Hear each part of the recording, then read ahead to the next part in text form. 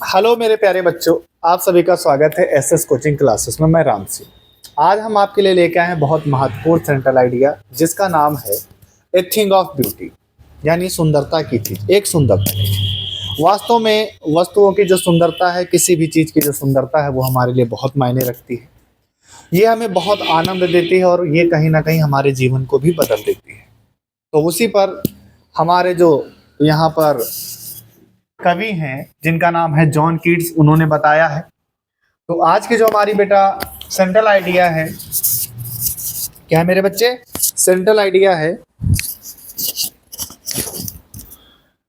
वो है a thing of beauty, सुंदरता की चीज। एक सुंदरता की चीज।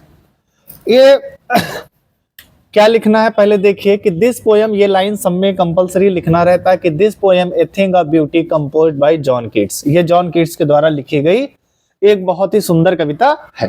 ठीक है। इन दिस पोयम, इस कविता में the poet tells that, poet हमसे बताता है या पोइट हमसे कहता है कि the beautiful things are source of great joy and happiness. यानी जो सुंदर चीजें होती हैं वो हमारे लिए क्या होती है बेटा? वो एक स्रोत होते हैं। किसका?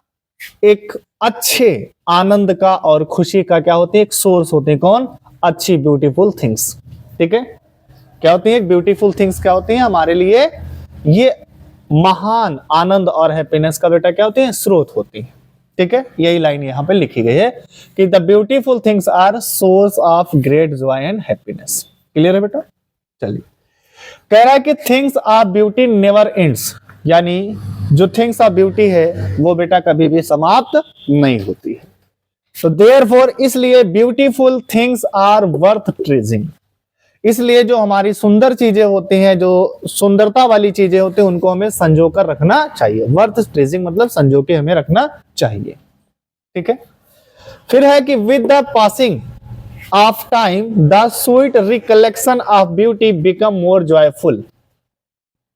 समय बीतने के साथ साथ जो हमारी मीठी यादें होती हैं, क्या बेटा? स्वीट रिकलेक्शन, जो मीठी यादों का जो कलेक्शन होता है वो हमें बेटा और आनंदित करता है, यानी मोर जॉयफुल कर रहा है।